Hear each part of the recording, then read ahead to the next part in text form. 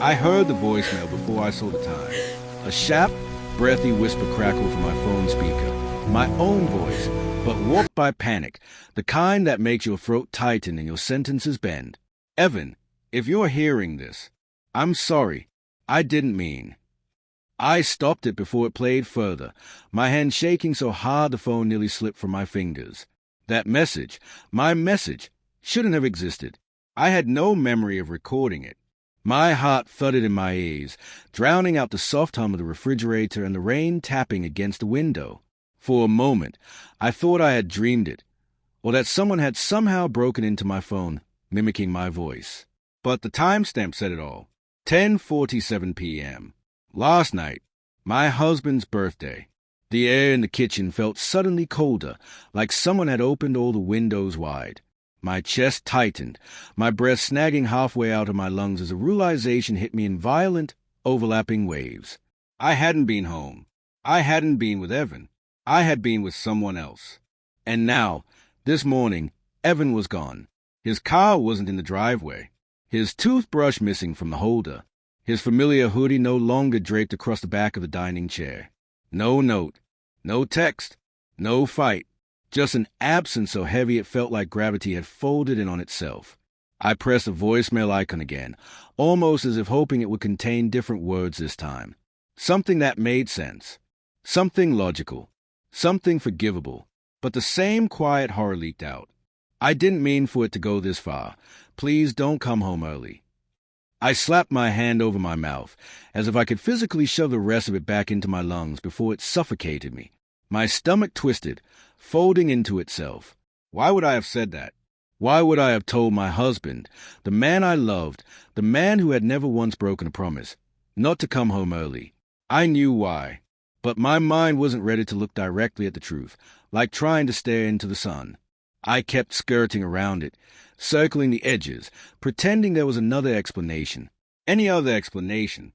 I sank slowly to the kitchen floor, my back against the cabinet, the cold tile seeping through the thin cotton of my pajama pants. I felt untethered, like the room around me could tilt at any moment and send me sliding into a version of my life I didn't recognize. My phone buzzed, an incoming text. My fingers trembled as I picked it up, every nerve screaming. Evan? A clue? A confession? An accusation? But no, it was from Adrian, the man I had spent last night with. The man I had told myself I was only meeting for closure, for clarity, for nothing more than a conversation. The man I had once, years ago, loved in ways that still left bruises under my ribs. Adrian. Did he find out? My breath hitched so violently I coughed, choking on the air. The kitchen glowed, edges smearing like wet paint. He knew. Adrian knew something had gone wrong. Something big. I typed back with numb fingers. Me? What happened? Did you see him? The 3 little dots appeared, blinked, disappeared, reappeared, then finally, Adrian, call me. It's bad. My pulse hammered against my spine. I didn't want to call. I didn't want to hear the answer. I didn't want to hear the truth in someone else's voice because once it was spoken out loud, there would be no one hearing it. But the silence in the house was unbearable. I pressed the call button. He picked up on the first ring. Claire. His voice was tight, frayed at the edges. Before you say anything, Evan knows. He knows everything. My throat constricted so sharply I had to swallow twice. How? I whispered. He came home early, Adrian said, his breath unsteady. He walked right past my car. I saw him from upstairs. He looked wrong, stunned, like he was trying to convince himself it wasn't what it looked like. I pressed my palm to my forehead, trying to breathe through the nausea rising in my chest. You told me he was working late, Adrian continued. You told me he wouldn't be home until after midnight. I started, but my voice cracked. I thought he had a late shift. I didn't think he'd be home before we were done talking. Talking. I hated that word now. It felt like a flimsy curtain trying to hide a burning building. Adrian exhaled sharply. He saw my jacket in the hallway. He saw both glasses on the table. He saw enough. My stomach plummeted. Why didn't you call me last night? I whispered, tears pricking hot behind my eyes. "I did," he said. "Twice. You didn't answer." That voicemail, the panic, my voice trembling. I must have recorded it when I realized Evan was already in the house. Why couldn't I remember? I closed my eyes, the memory flashing in disjointed fragments. Adrian standing too close, his cologne stirring something familiar and dangerous in my chest. The old photographs he had pulled out, ones of us, happy in ways I barely recognize now. The rain beginning, the thunder rumbling, my phone buzzing somewhere in my bag. Then, footsteps, the soft, unmistakable sound of the front door opening. My own whisper, "Oh God, no." I felt a violent shiver crawl up my spine. "Where is he now?" I choked out. Adrian hesitated. "Claire, he came back to my house this morning." My blood ran cold. "What? Why?" He said he wanted answers. He wasn't angry, not at first, just destroyed. Adrian's voice faltered. I told him the truth. My chest caved inward. "What truth?" "The amount we used to mean to each other," he said quietly. "That there were feelings we never completely buried. That last night didn't come out of nowhere." A sharp, stinging pain burst behind my ribs.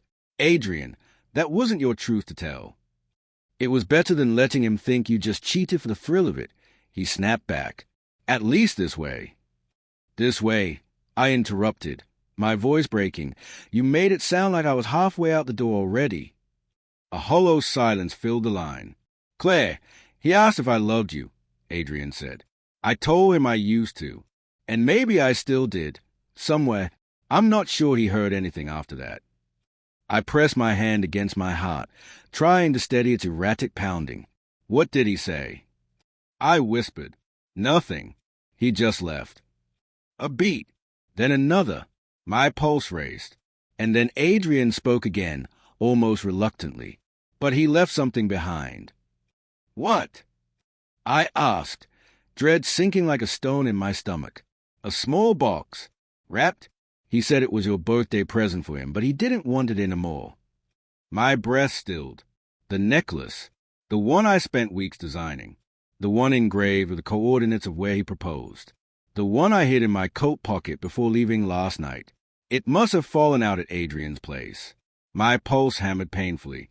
"He asked me," Adrian continued, "if this was a part where he was supposed to fight for you, or walk away." My throat tightened, hot tears finally spilling down my cheeks. He said, Adrian added quietly, "Tell her she just gave up a good man." And then he left.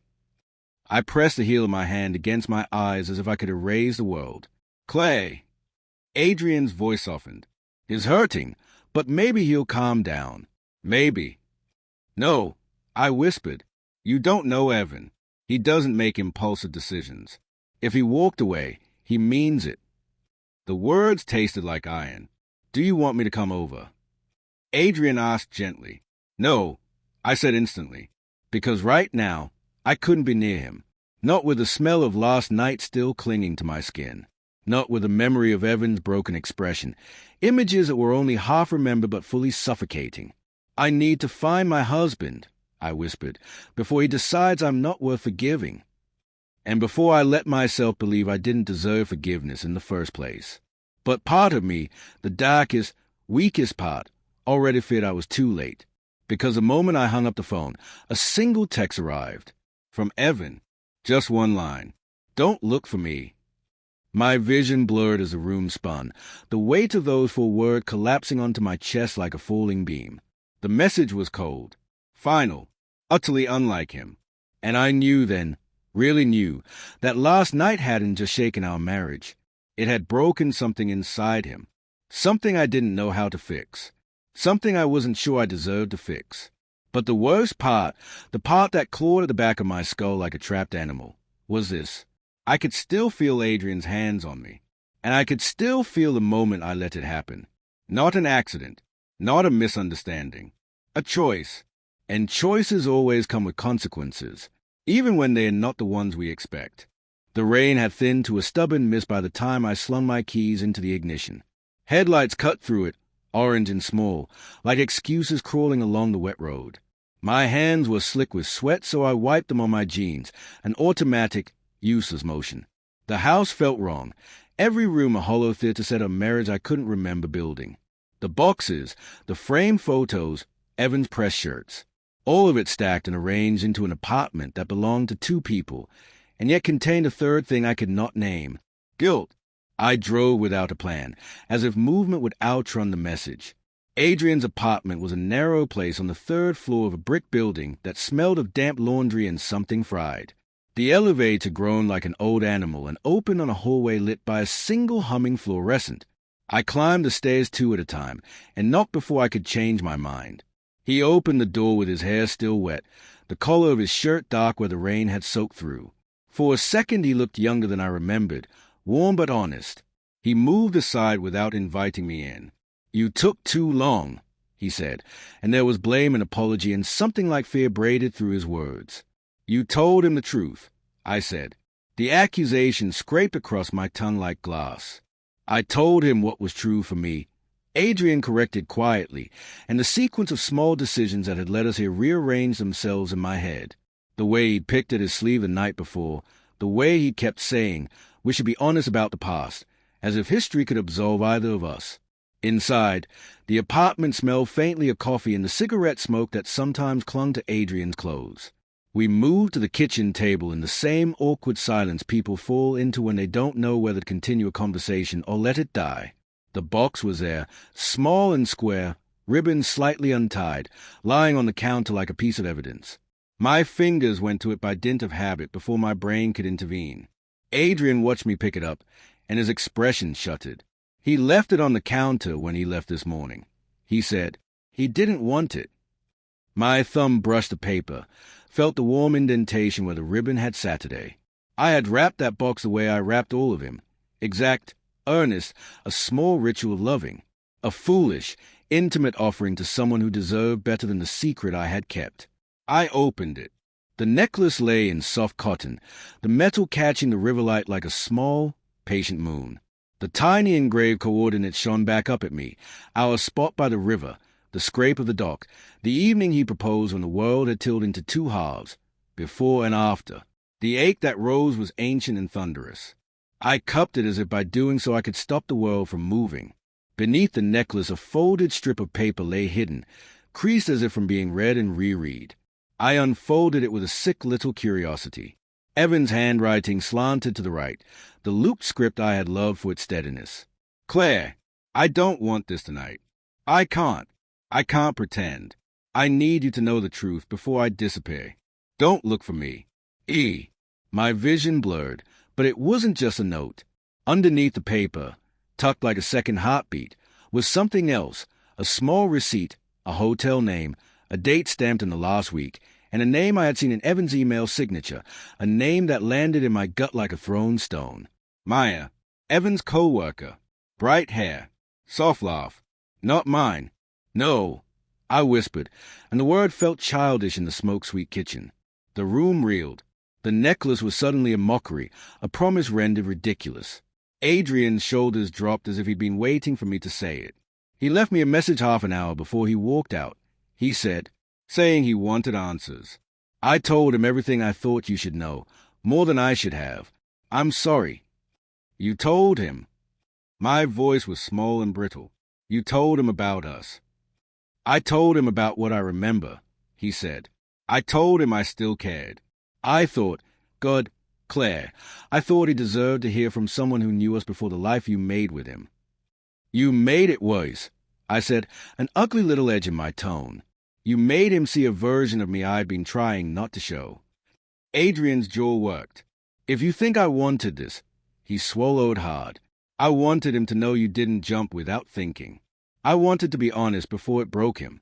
I didn't want to be the thing that breaks you both." The honesty in his voice cut separate ways through me. Its earnestness was a knife. The last thing I wanted was to hand my shame to anyone else, yet somehow I had.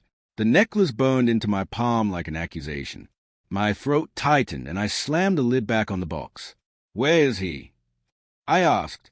Adrian rubbed his face with the heel of his hand. "He left after I told him." He put the necklace back, and his hand hovered over the back of the chair, uncertain. He left a note. Not for me. For you. Then he walked out. I tried to stop him, but he wouldn't answer the phone. The absurdity of it, the way one small choice had triggered a cascade of other people's choices, made me dizzy. I wanted to blame Adrian. I wanted to blame fate. I wanted to blame the rain. I wanted anything but the truth that had settled into the bones under my skin, the truth that I had known the consequences and chosen them anyway. I'm going to find him, I said. My voice surprised me with its steadiness. It was not the voice of pleading. It was the voice of someone trying to stitch the ragged parts of a life back together. Adrian looked like he wanted to say more. For a heartbeat, I thought he would tell me something else, something that would let me off the hook. Instead, he pushed a crumpled business card across the table. River Watch Cafe. Dock 20 minutes from here. He used to go there to think. I took it, the paper damp from his hand. I shoved the necklace into my pocket, feeling its cold weight like an accusation. The drive to the river watch felt like speeding toward an exam I had failed. Streetlights smeared along the windshield. The world smelled of wet asphalt and something metallic, the smell of endings. The cafe was a low building with windows wide as an apology. People huddled inside with steaming cups, shoulders hunched against the mist like islands. The dock jutted into the river beyond it, boards black with rain. Our river, the one where I had said yes. The one with the moth-eaten bench where we'd shared the cigarette that had been our first small rebellion. The place where promises had first felt possible. Evan sat at the very end of the dock, his knees drawn to his chest, the necklace in his palm. Rain stitched his hair to his forehead. From behind him, the river breathed cold and endless. He looked like someone who'd been carved out of expectation and left standing under a winter sky. My steps made no sound on the wood. It was as if approaching him demanded silence, as if noise would shatter whatever fragile logic kept him from completely dissolving. He didn't tone. He didn't move until I was close enough that he could smell me, coffee and something metallic, the perfume I'd worn last night. His hands were steady when he lifted the necklace to inspect it. The engraved coordinates glinted like a small, perfect lie. You should have come home, he said finally, his voice ragged and so low it could have been the river answering. I tried, I said. I left you a message. He said the word I had heard 100 times in our small life, like a single, dull instrument. Tried. His mouth flicked. You left me a message saying not to come home. I recorded it. I stammered. I don't remember doing it. He looked at me then, and the way his eyes skimmed my face made me want to disappear. They were not the eyes of a man shocked into fury. They were the eyes of a man who had been taking inventory for months. Claire, he said, and the softness in the name twisted me in a way nothing else had. I found things. Messages. Flights. Little things you think are safe to hide. I didn't come to catch you in the act. I came because I needed to know whether we were still real. The confession landed like a solid weight. You knew. The word was a question and accusation both. He nodded. For months. I thought I could get through it. I thought I could be the man who forgave. But when I found your jacket in Adrian's car this morning, he swallowed. When I saw the way you'd left things, it was like seeing a ghost of the life I hadn't noticed I was living. My chest snapped. You planned this. The accusation was a poor defense against the pain. No, he shook his head as if trying to shrug off something heavy. I planned to talk, to ask, to figure out a way back. But then Adrian told me. He told me things about the past I couldn't unhear. And I realized I'd been living a life of half-truths long before tonight. He stood then, the motion making the necklace tangle in his fingers. Rain drummed against his shoulders. For a breathless second he looked like the man I'd married, tired, fierce, the kind of man who could weather storms. Then he folded like a cheap map, the resolve leaving him. I wrote a letter, he said. I couldn't leave just with a text. I wanted to be honest. If I'm going to walk away, I want the words to weigh what they were worth. He reached into his coat and took out an envelope, edges softened from being handled. He unfolded it and handed it to me with a hesitance that felt like ritual. My name was on the front in his careful hand. I opened it with hands that were not my own. The first line hit like a bell. Claire, this isn't just about last night. I haven't been faithful either. I thought if I found a way to tell you, when the house was quiet, we could salvage something. but I can't ask you to stay out of pity or habit. I'm leaving because I think we broke each other from the inside. I'm sorry. I loved you. I still do. Evan. For a breathless second the world suffocated. Two betrayals folded into each other like paper cranes, delicate and sharp. That the man I betrayed had betrayed me in other ways did not soften the cut. It complicated it, made it ring with a complexity that was almost unbearable. I sank to the end of the dock. The letter slipped from my fingers into the river and washed away with the careless indifference of all things that once meant everything. Evan stood, the necklace dangling from his hand like a pendulum marking time. You left a hotel receipt in Adrian's apartment, I said finally. The revelation felt like bargaining. Did he? Did you? Evan stared at the river, his jaw tight. Yes, he said, several times.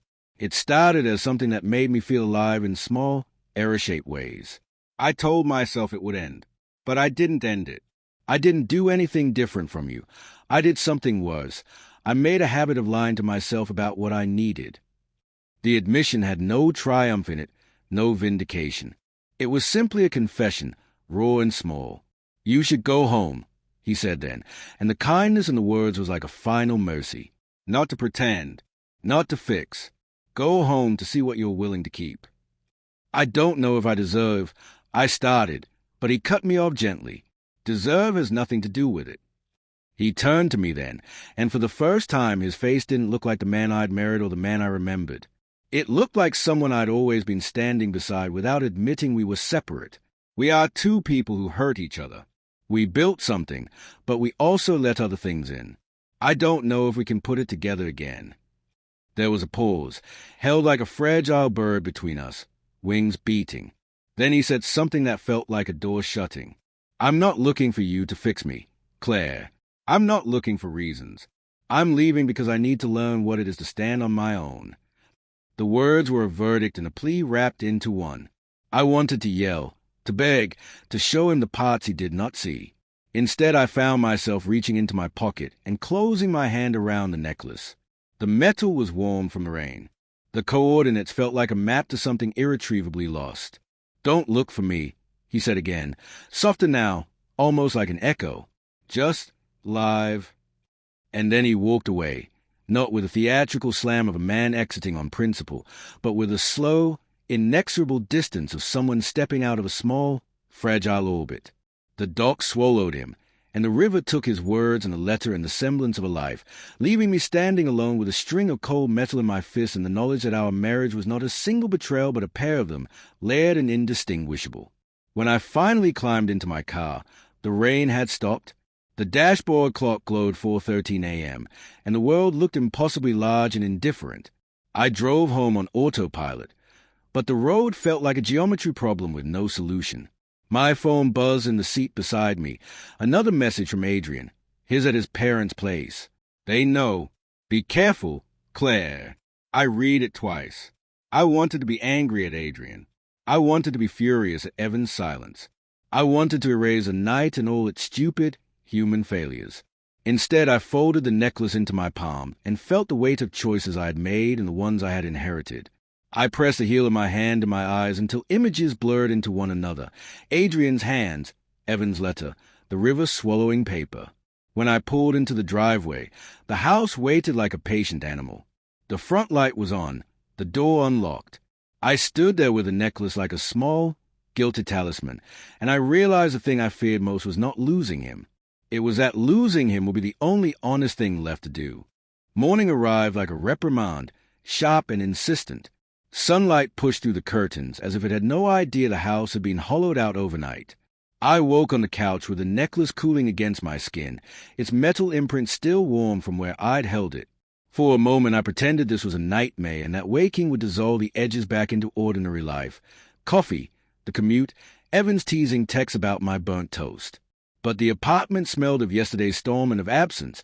The cushions remembered the shape of his shoulders. I moved like someone trying to walk in someone else's shoes, careful, awkward, apologetic to the world. The sink still held a glass whose rim tasted of last night's wine.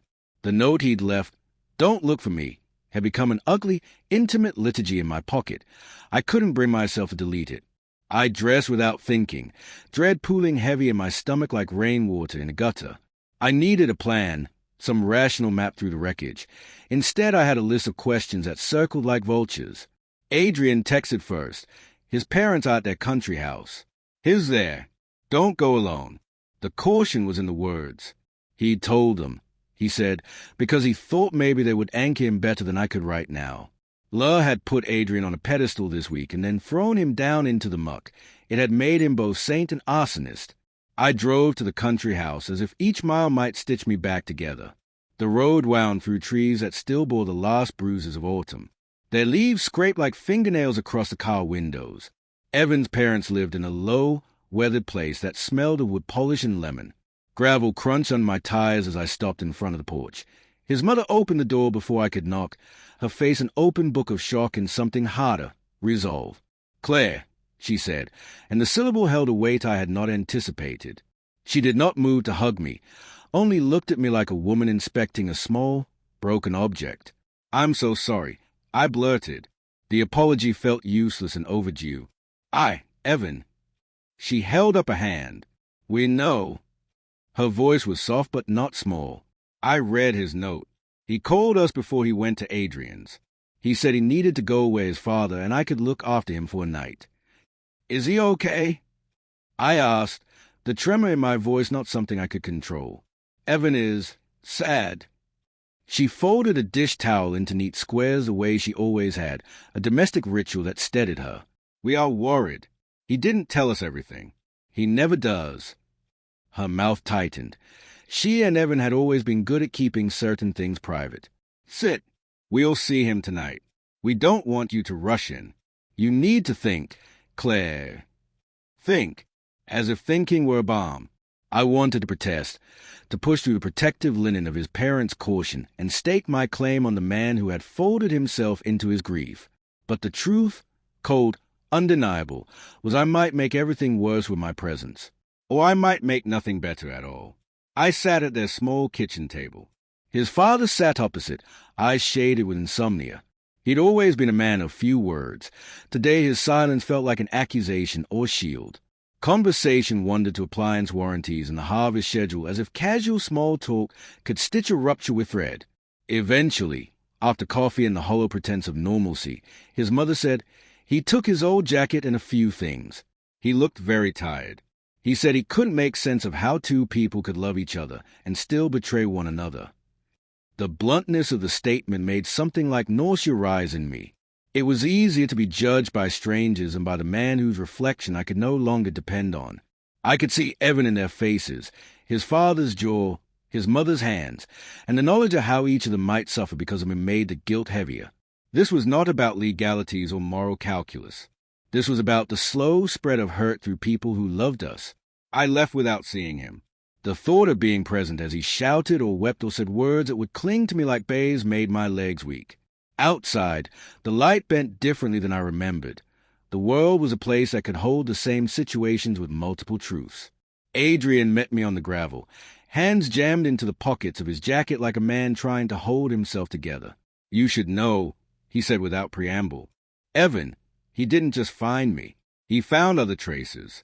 He was already reading things on your phone. He knew about the hotel. He knew about Maya." "Maya," I repeated numbly. I'd wanted to blame everything on a single, clean error. Real life refused to be tidy. "Did he? What did he think?" "He thought you were leaving him," Adrian said. "That you had been planning this for months. He thought you were cold about it." "You don't know that." I shot back, sharper than I intended. "You told him things so he would know." "You—" "I didn't tell him to hurt him," Adrian interrupted. "I told him because I couldn't lie while he was there asking. I thought telling him the truth would let him choose. I was wrong." There was a tiredness in his voice that matched my own. Confession didn't make anything lighter. We stood together for a moment, two people circling the scene of a crime we had both helped create. The days blurred after that. News traveled in halting fragments. Evan stayed at his parents'. He'd gone for long walks. He wasn't ready to talk. Maya texted me once, an innocuous question about a file, and for a second the world tilted so violently I considered answering defensively, accusingly. Instead, I stared at the message until it expired. The kitchen calendar still had Evan's birthday circled in red. I tore the page off and crumpled it into the trash like a small, useless sacrament. When he called, a single short ring that made the hairs on my arm stand up, I almost didn't pick up. The voice that came through the line was a version of Evan I hadn't heard for a long time, measured, raw, careful. "Claire," he said, "I'm back in town. My parents think I should see you. Not to accuse, to say things. To—" He stopped. "To what?" I asked, though I already felt the script. "To be honest," he said, "can you come to the cafe? Noon. Riverwatch. The one by the dock." The request sounded like a summons from a judge. I could refuse, I could beg, I could run. Instead, I put on something that didn't look like mourning and drove to the cafe that felt like a locus for everything we'd been. He was waiting inside, at the table by the window, hands wrapped around a cup of tea. He looked thinner, the cheekbones borrowing from a man who had been doing the work of grief. When I sat down, we did not immediately speak. We both watched the river, which flowed with the same indifferent generosity as always. "Thank you for coming," he said finally, in that quiet voice that had once been my harbor. I started and stopped. The words felt like stepping stones across a churning river. "I'm sorry." "I know." He let the words hang between us, then folded his hands. I thought I wanted to leave. I wanted to see what it would be like. To wake up not needing you to be the person who fixed whatever I was missing. "Is that why you cheated?" The question burst like an air pocket. It came more from a place of wanting to catalog than to hurt. He looked at me, something like surprise softening his face. "I'm not offering excuses," he said. "I'm offering truth. I told myself it was about being found. I told myself small things would become big enough to matter. But the truth is we were both making rooms for something else and pretending they were just guest bedrooms. And last night, my throat ached. Adrian said he told you everything." He looked down at his hands. "Adrian told me what he thought. He told me you'd loved him, once. He told me that you hadn't stopped being someone else, Claire. That stung. But the thing I couldn't forgive was that you told me not to come home. Hearing my wife, my partner, tell me to stay away felt like being erased. I don't remember." My voice broke. "I don't remember recording that message." He met my eyes then, and they were not the eyes of a man steeped in accusation. They were the eyes of a man who had been forced to inventory his own heart. "I know," he said, "but whether you remember or not doesn't remove its effect. I had to choose." We sat in the quiet and catalogued the small betrayals, unread messages, late dinners, the way we'd both chosen to believe in an alternate truth because it was easier. We named them like a litany. For every wound I confessed, he offered one of his own. It was not a contest. It was mutual excavation. "You loved him," he said finally, "or you loved the idea of him." "I loved what he was once," I answered, not as an indictment, but as memory. "Maybe that's the same thing you did with Maya. You loved what she made you feel." He swallowed. "Maybe." The conversation did not fix anything, but it unclogged something small and necessary, acknowledgement. We had spent months pretending absence was not an effective choice. Now we admitted that we were makers of our own ruin. When I left the cafe, the sky had thinned to a pallid blue. The river flowed, unbothered. I walked to the dock and watched the water slice light into shards. The necklace in my pocket felt like a metronome counting out the pace of the life I had to decide to lead. I thought of Adrian, his messy, human honesty, and of the way his declaration had shifted everything. I thought about Evan's letter that confessed his own betrayals. The symmetry between us was unbearable and, perversely, oddly consoling. We had both been guilty. We had both been betrayed by our inability to speak plainly. That night I dreamt of the house folding in on itself.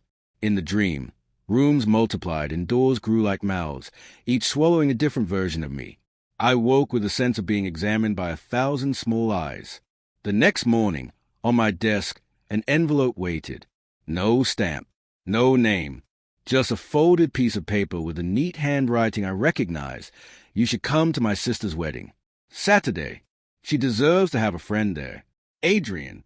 I laughed then, brittle, surprised. It was absurd that he would ask such a thing now, in the middle of this collapse. But there was a point to it.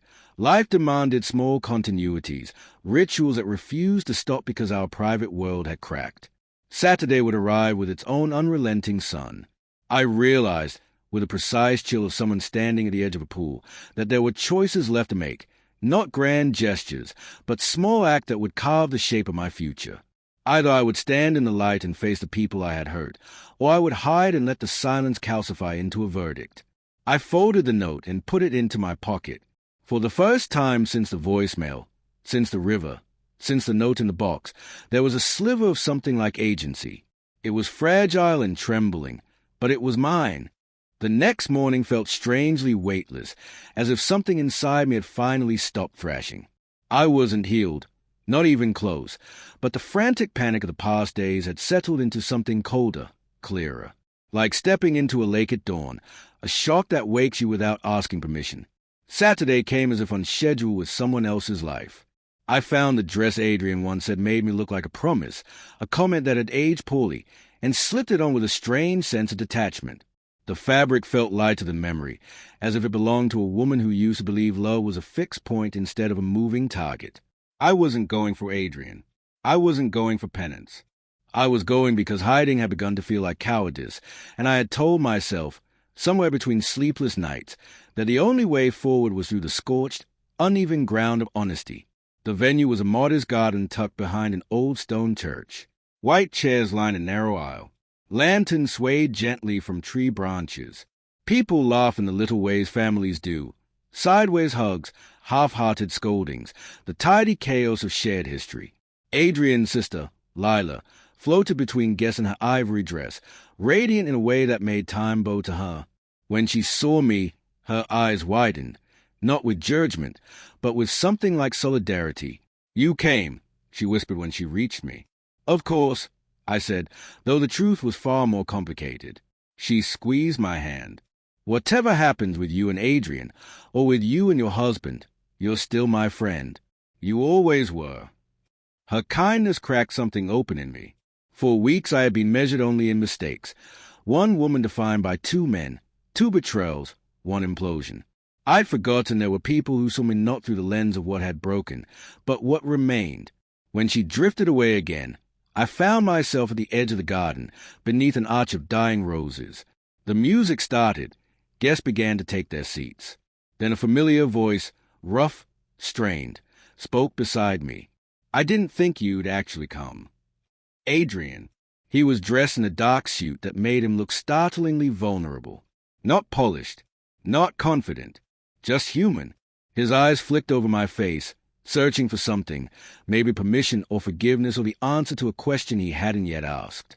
"I'm not here to make a scene," I said quietly. He laughed under his breath. "No risk of that. Lila would murder me before the vows." Silence stretched between us, not hostile, not warm, just full of all the things we hadn't said. Evan contacted me. His voice was gentle, but it slid into my spine like a cold blade. I turned fully toward him. "When?"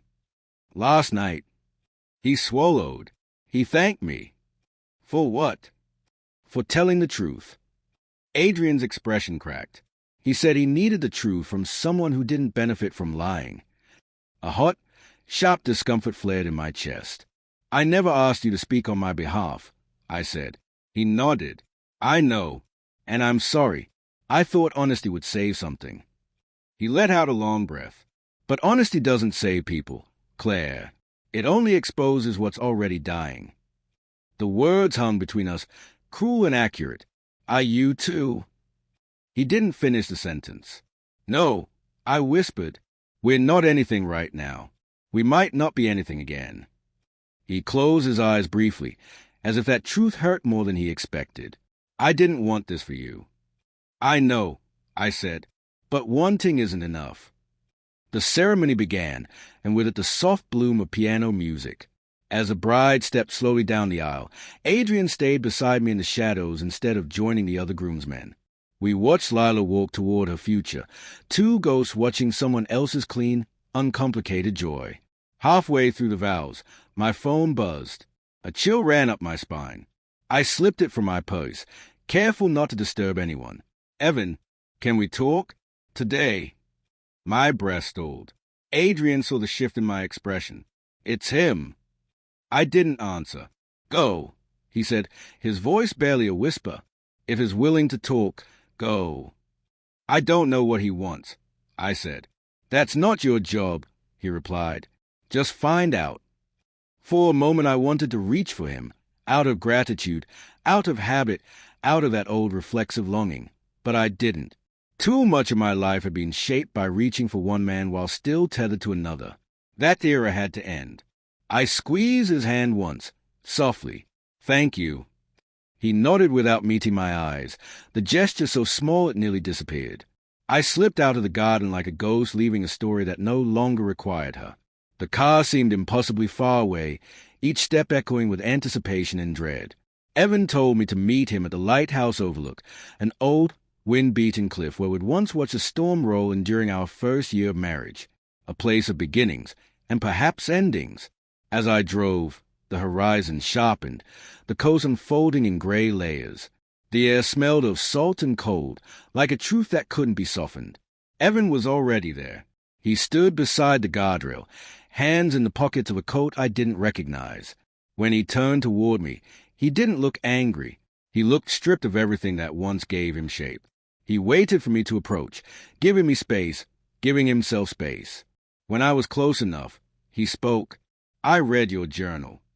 The air left my lungs. What? I didn't mean to, he said. I found it while packing. I wasn't looking for anything. But once I started reading, I couldn't stop. My pulse hammered. He reached into his coat and pulled out a folded page. My handwriting stared back at me, uneven from a night spent warring with myself. I don't want Adrian anymore. I don't want the past. I don't want to ruin the man who has shown me what steadiness feels like. But sometimes love doesn't know which direction to point itself. And I'm scared I'm going to lose something I never meant to break. My throat tightened painfully. I didn't know he had ever read that. I didn't know he ever would. It was from months ago, Evan said, before the hotel, before all of this. He breathed out unsteadily. It was the first time I realized you weren't choosing between us. You were choosing between parts of yourself. I stared at him, stunned. I thought you cheated because you didn't love me, he said softly. But that wasn't it. You cheated because you were drowning. My eyes burned. That doesn't make it right. No, he agreed, but it makes it real. A long, trembling silence passed. He stepped closer, not to touch me, but to be near enough I could feel his warmth. I haven't forgiven you, he said. Not yet. Maybe not for a long time. And I don't expect you to forgive me for what I did with Maya. My jaw tensed, but I didn't look away. But what happened between us, it didn't come from cruelty.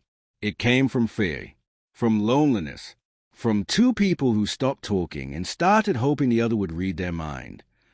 A fragile, painful truth. I'm not here to fix it, Evan continued. I'm here to tell you the truth before we decide anything. I swallowed hard. What truth? His eyes, tired and earnest, met mine. I still love you, he said quietly. But love isn't enough if the foundation is cracked. He paused. I want to try rebuilding. But only if you want to. Only if we both burn down the old version of us first. My heart clenched. And Adrian isn't the problem, he said. He's a symptom. Then, more gently, I'm asking about us, not him. A lump formed in my throat so tight I couldn't breathe. I want honesty, Evan said, even if it hurts, especially if it hurts. I want the kind of truth that doesn't leave room for ghosts. He hesitated. So here's mine. I'm terrified, but I'm willing. Taze blurred the world into soft watercolor edges. And you, he asked, are you willing? I didn't answer immediately. I thought of the nights I cried into a pillow because I didn't know how to be enough. I thought of Adrian's hand slipping from mine earlier that day. I thought of waking alone on the couch with a necklace pressed into my palm like an accusation and a lifeline simultaneously. Then I thought of the journal entry, the one he'd read, the one I wrote in a moment of brutal clarity. I stepped closer, close enough that the wind tangled our hair together for a moment. I whispered, but not to rebuild what we had. I'm willing to build something new, something honest, something that might not survive, but deserves a chance to. Evan's breath hitched softly. He didn't reach for me, and I didn't reach for him. We simply stood there, two people stripped bare the lies that had once held us together. The sun dipped low behind us, cutting the sky into a mosaic of gold and gray, light and shadow, just like us. Finally, Evan said, "Then let's start with something small." "Like what?" He took a trembling breath. "Like going home. Together. Not as a couple. Not as enemies. Just as two people who aren't done talking. A fragile piece. A beginning disguised as an ending." I nodded once. We walked toward the car in silence, our footsteps syncopated but not aligned, two rhythms learning, tentatively, how to coexist again. And behind us, the lighthouse flickered on, a small light in a vast, uncertain dark. Not forgiveness, not redemption, but something, the last honest thing,